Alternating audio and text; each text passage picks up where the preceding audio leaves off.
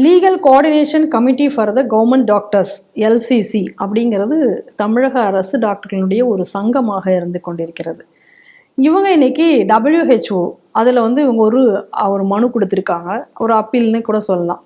என்ன சொல்லியிருக்காங்க அதில் அப்படின்னா, முதல்ல தமிழ்நாடு இன்னைக்கு மருத்துவத்துறையில் எந்த அளவுக்கு சாதனை செய்திருக்கிறது, இன்னும் சொல்ல போனால் ரூரல் ஏரியாவில் கூட இன்னைக்கு நல்ல டெவலப் ஆகிருக்கு, அந்த சாவு எண்ணிக்கை எல்லாம் குறைந்து கொண்டு வருகிறது, மெடிக்கல் ஃபெசிலிட்டிஸ் எல்லாமே இன்ஃப்ராஸ்ட்ரக்சர் எல்லாமே நல்லா வளர்ந்து கொண்டு வருகிறது அப்படின்னு எல்லாமே சொல்லிட்டு, அதற்கு பின்னாடி அவங்க என்ன சொல்கிறாங்க அப்படின்னு சொன்னால், தமிழகத்தில் மருத்துவர்கள் பணியாற்றக்கூடிய மருத்துவர்களுடைய எண்ணிக்கை என்பது மிக குறைவாக இருக்கிறது, அதனால் அது பெரிய கஷ்டமாக இருக்குது.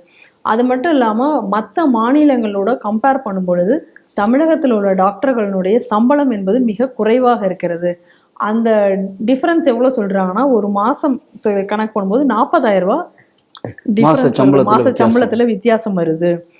அது மட்டும் இல்லாமல் இங்கே இருக்கக்கூடிய டாக்டர் தான் தமிழக டாக்டர்களுடைய வாழ்க்கை அந்த எவ்வளோ அவங்களுடைய லைஃப் எக்ஸ்பெக்டன்சி எவ்வளோ இருக்கு அப்படின்னா 55லேருந்து 50-59 வரை தான் இருக்குது. நார்மலாக இருக்கக்கூடிய ஒரு பாப்புலேஷன் 70 வயசு வரைக்கும் அவங்களோட இது இருக்கு லைஃப் எக்ஸ்பெக்டன்சி. ஆனால் எங்களுக்கு இவ்வளோ குறைவாக இருக்குது. இந்த மாதிரியான பிரச்சனைகள் எல்லாமே ஏன்னா ஓவர் ஸ்ட்ரெஸ், அதனால இந்த மாதிரியான பிரச்சனைகள் இருக்குது, இதெல்லாம் சரி பண்ணணும் அப்படிங்கிற மாதிரி ஒரு மனுவை WHO இன்னைக்கு சமர்ப்பித்திருக்கிறார்கள்.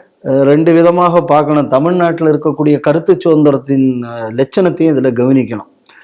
முதல் பார்ட் ஆஃப் த லெட்டர் என்னென்னா, எப்படியெல்லாம் தமிழகம் உயர்வாக இருக்கிறது, எப்படி maternal mortality rate, infant mortality rate எல்லாம் எப்படி டெவலப் ஆகிருக்கு, இதுக்கெல்லாம் இங்கே உள்ள டாக்டர் இதெல்லாம் தான் காரணம். இப்போ இவ்வளவு வசதியான இன்ஃப்ராஸ்ட்ரக்சர் இருக்கிற இடத்துல அப்போ லைஃப் எக்ஸ்பெக்டன்சி குறைவாக இருக்குன்னா ஒத்துப்போல இல்லை. ஏன்னா உண்மையை சொல்லியாச்சுன்னா நாளைக்கு அவர்களுக்கு வேலைக்கு பிரச்சனையாகும். அதனால நான் இதில் இந்த டாக்டர்களை குத்தம் சொல்ல மாட்டேன். இது எதை காட்டுது அப்படின்னா, உண்மையை சொன்னான்னா நாளைக்கு டாக்டர்களுக்கு பாதுகாப்பு இல்லைங்கிறதுனால இதை கொஞ்சம் பாலிஷ்டா அவங்க முதல்ல ஒரு துதியை பாடிட்டாங்க. அடுத்து இதை என்ன சொல்றாங்கன்னா, இங்கே டாக்டர்கள் எண்ணிக்கை குறைவு.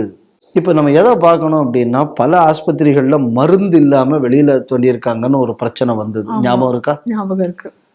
அதுக்கப்புறம் சில ஆஸ்பத்திரிகளில் பிளாஸ்டிக் பாட்டில் எல்லாம் ஆக்சிஜன் மாஸ்க்கு பதில் இப்போ பிளாஸ்டிக் பாட்டில வச்சதெல்லாம் நம்ம பார்த்தோம். டீ கப்பை யூஸ் பண்ணது இந்த ஒரு இனோவேஷன் தான் வச்சுங்க. அதாவது வல்லவனுக்கு புல்லும் ஆயுதம்ங்கக்கூடியதை யாரு நிரூபிச்சிருக்காங்கன்னா நம்ம டாக்டர்கள் நிரூபிச்சிருக்காங்க.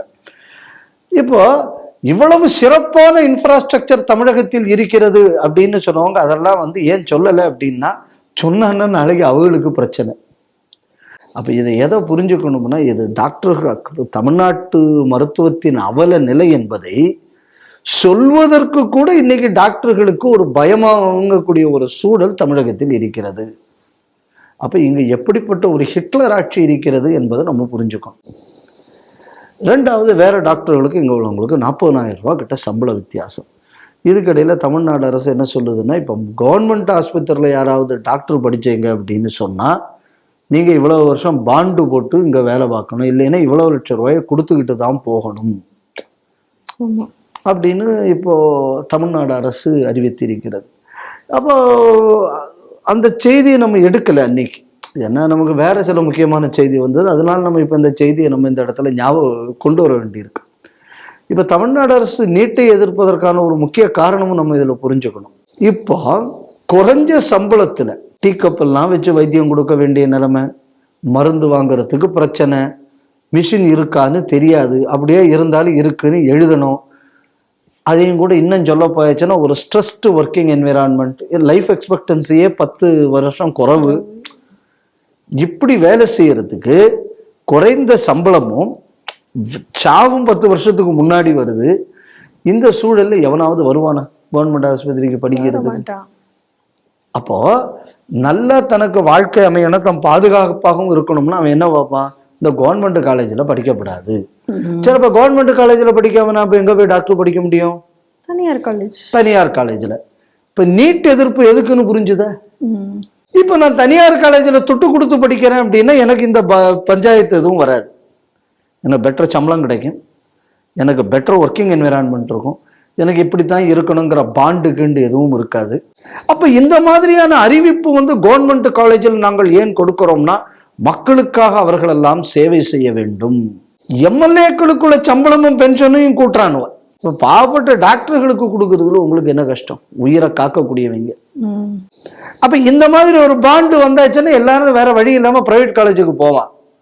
அப்ப நீட்டையும் எடுத்தாச்சுன்னா பிரைவேட் காலேஜில் இருக்கிறவங்க எவ்வளவு வேணாலும் தொட்டு வாங்கலாம். அப்ப சாதாரண மனிதன் இன்னைக்கு மெடிக்கல் காலேஜில் போய் படிக்கிறான். படித்து மார்க் இருந்தால் போதும். அதாவது படிச்ச மார்க்கையும் கூட என்ட்ரன்ஸ் எக்ஸாமுக்கு பாஸ் ஆகிற விவரம் உள்ள யாருனாலும் இன்னைக்கு மெடிக்கல் காலேஜில் போய் படிச்சுக்கிட்டு இருங்க. இது எதனால வந்து இந்த நீட்டுனால வந்தது. இப்ப படிக்காத பயிலுக்கு போய் படிக்க முடியாது. கண்டிப்பா மூளை உள்ள வந்தா இப்ப டாக்டர் படிக்க முடியும்னு ஒரு முறை வந்துருச்சு. இப்ப அப்படிப்பட்டவனும் கவர்மெண்ட் காலேஜில் வராம பிரைவேட் காலேஜுக்கு போயாச்சுன்னா தான் பேக் டோர்ல ஏதாவது காசு வாங்க வாய்ப்பு இருக்கும். அப்ப அவன் அம்புட்டி வேற இங்க இருந்த பிரைவேட்டுக்கு விரட்டுறதுக்கு தான் இந்த ஸ்கீமே அங்க கொண்டு வந்தது. இப்ப எப்படிப்பட்ட ஒரு ஒர்க்கிங் கண்டிஷன் தான் இந்த டாக்டர்களுக்கு இருக்குன்னு தெரிஞ்ச எவனும் அந்த பக்கம் போக போறதும் கிடையாது. இப்ப இந்த டாக்டர் ஸ்டேட்மெண்ட்டை நீங்க கவர்மெண்டோட அந்த ஸ்கீம் நீட் எதிர்ப்போட நீங்க சேர்த்து வச்சு பார்த்தீங்க அப்படின்னு சொன்னா என்ன தெளிவாக தெரிகிறதுனா, காலப்போக்கில் கவர்மெண்ட் ஆஸ்பத்திரிக்கு ஒரு பையனும் வேலைக்கு வர மாட்டான். அப்போ கவர்மெண்ட் ஆஸ்பத்திரியை மக்களே உதறி தள்ளிட்டு ஓடிடுவான். ஆட்டோமேட்டிக்காக ப்ரைவேட் ஆஸ்பத்திரிக்கு தான் போவான். ப்ரைவேட் ஆஸ்பத்திரி நெட்வொர்க்கை நம்ம தான் அதிலெல்லாம் பெரிய ஆட்களாச்சு. இப்போ காவேரி அது பல இடங்கள்ல அந்த ஆஸ்பத்திரி வர தொடங்கிருச்சு. இனி இருக்கிற எந்த ஆஸ்பத்திரியெல்லாம் விலைக்கு வாங்குவாங்கன்னு தெரியாது நெட்வொர்க்கில். ஏன்னா இது அவங்களுக்கு ரொம்ப பழக்கமான விஷயம். ஏதாவது ஒரு பிஸ்னஸ் எவனா நல்லா செட்டப் பண்ணால் அதை விலைக்கு வாங்குறதுங்கிறது. அதனால மருத்துவ ஒரு பிஸ்னஸ் மோனோபோலிக்கான ஒரு அடித்தளத்தில் தான் இந்த நீட் எதிர்ப்பு. இந்த கவர்மெண்ட் ஆஸ்பத்திரியில் இன்னும் இந்த கண்டிஷன் வேணும்னு இப்போ இந்த ஸ்டேட்மெண்ட்டை பார்க்கும்போது நமக்கு ஒரு விஷயம் தெளிவாகுது. என்ன அப்படின்னா, working conditions in government hospital என்பது எவ்வளவு மோசமாக இருக்கிறது.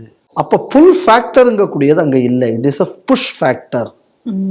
அப்போ மருத்துவத்தை வைத்து தொழில் நடத்துவதற்கோ நீட் எதிர்ப்பு இது எல்லாத்தையும் நீங்கள் சேர்த்து வச்சீங்க அப்படின்னா திமுகவின் நோக்கம் என்ன என்பது நம்மளால தெரிஞ்சுக்க முடியுது. அதனால இது வந்து டாக்டர்களுக்குள்ள குமுறல் அப்படின்னு பார்க்கறது ஒரு பக்கம்.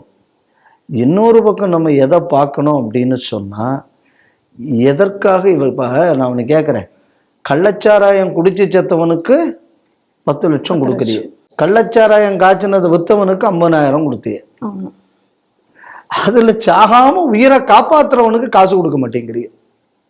அப்போ அரசாங்கத்தோட விஷயம் என்ன அப்படின்னு சொன்னால், நீ சாகு, அதை பற்றி எனக்கு கவலை இல்லை, உன்னை காப்பாற்றுறவனுக்கு நான் ஏன் காசு கொடுக்கணும்? ஏன்னா ஒன்னால எனக்கு என்னடா ஓட்டு கிடைக்க போகுது, ஒன்னால என் ஓட்டு எப்படி கெடுக்க முடியாது. அதனால உனக்கு நான் ஏன் பே பண்ணணும்? பப்ளிக் ஹெல்த் இன்ஃப்ராஸ்ட்ரக்சர் தமிழகத்தில் ஒழிந்து வருகிறது. இதான் நம்ம கவனிக்க வேண்டியது. இன்னொரு பார்ட். ஒரு நாட்டோட பலம் என்பது அந்த நாட்டோட மக்களோட ஆரோக்கியமும் சார்ந்தது. எப்படி கல்வி முக்கியமோ அந்த மாதிரி அந்த மக்களோட ஹெல்த்தும் முக்கியம். அந்த ஹெல்த் இன்ஃப்ராஸ்ட்ரக்சரை திட்டமிட்டு இந்த அரசு எப்படியெல்லாம் உடைத்து வருது. சாராய கடையை திறந்து வச்சு இன்னைக்கு ஒர்க்கிங் கெப்பாசிட்டியை குறைச்சாச்சு, திங்கிங் கெப்பாசிட்டியை ட்ரக்கை வச்சு ஒழிச்சாச்சு. இதை மீறி எங்கேயாவது வண்டிக்கு பஞ்சர் கிஞ்சரை ஒட்டி இப்போ டிங்கர் பட்டியை பார்த்து எடுத்து ஏதாவது ஒரு விதத்தில் ஒருத்தனை ப்ரொடக்டிவாக மாற்றலாம்னா ஹெல்த் இன்ஃப்ராஸ்ட்ரக்சரையும் சோழியை முடிச்சாச்சு. அப்போ இதுக்கு மேலே இந்த நாட்டில் நீங்கள் ஒழிக்க வேண்டியதில் பாக்கி என்ன இருக்கு? அதனால் இன்னைக்கு இந்த டாக்டர்களுக்குள்ள இந்த ஸ்டேட்மெண்ட்டுங்கக்கூடிய ஏதோ டாக்டர் சம்பளத்துக்கு கேட்டிருக்கா? இல்லை. இது நம்ம எந்த கண்ணோட்டத்தில் பார்க்கணும் அப்படின்னா, இந்த மாநிலத்திற்கு இருக்கக்கூடிய ஒரு உச்சபட்ச அபாய நிலை என்ன என்பது தான் இது உணர்த்துகிறது. ஏன் நாட்டில் ஒரு வயலுக்கு இங்கே வந்து என்னால் எவ்வளோ என்னோட ஒர்க்கிங் ஹவர்ஸ் எனக்கு குறையும், என் உடம்பு சரியில்லாமல் போயாச்சுன்னா கண்ட்ரியோட ப்ரொடக்டிவிட்டி என்ன ஆகும்? கண்டிப்பாக. அப்போ போதையில் இருப்போம், போதையிலேருந்து செத்துப்போம், ஊரில் 10 பிள்ளைகளுக்கு தாலியாக இருக்கும். ஒரு மந்திரி சொல்கிறேன், குடிகாரன்னு எவன் சொன்னாலும் எனக்கு கோபம் வரும், என்னால் தாங்க முடியாதுன்னு ஒரு மந்திரி சொல்கிறேன். இவ்வளவு தூரம் பேசக்கூடிய மந்திரி இந்த மாதிரி டாக்டர்களுக்குள்ள பிரச்சனை என்னன்னு பேசி தீர்க்கிறதுக்கு அவருக்கு நேரம் இல்லை. அப்போ இந்த அரசு எடுக்கக்கூடிய ஒவ்வொரு நடவடிக்கை, இதுக்கு முந்தின செய்தியில் குவாரி பார்த்தோம், இப்போ இதில் பார்த்தோம்னா இப்படி எஜுகேஷன் அது ஒன்று. ஏங்க திட்டமிட்டு ஒரு மாநிலத்தை ஒழிப்பதற்கு அப்படின்னு சொல்லி ஒரு செயல் திட்டமே வச்சிருக்கு போல இருக்கு இந்த திமுக அரசு. அதனால திராவிட மாடல்னா என்ன நான் புரிஞ்சுக்கிட்டேன் அப்படின்னா, ஏதோ எனக்குள்ள அன்னைத்து அவசரத்துக்கு திருடுவதற்கு உள்ளது அல்ல திராவிட மாடல். திட்டமிட்டு திருடுவதும் நிலையாக திருடுவதற்கு ஒரு முட்டாள் கூட்டமாக மக்களை பிரயோஜனம் இல்லாதவர்களாக மாற்றுவதற்கும் ஒரு ஃப்ரேம் ஒர்க் டெவலப் பண்ணி அதில் விதவிதமா யோசிக்கணும். இப்படி அந்த துறையில் ஒருத்தன் நல்லா இருக்கான அவனை எப்படி ஒழிக்கிறது, அது ஒரு தேசத்தையே பேரலைஸ் பண்றது எப்படி, இதுதான் திராவிட மாடல். அதோட ஒரு பரிணாமம் தான் ஹெல்த் இன்ஃப்ராஸ்ட்ரக்சரை ஒழிக்கிறது என்பது. அதை இந்த அரசு செய்து வருகிறது என்பதை உறுதிப்படுத்துகிறது இந்த அறிக்கை.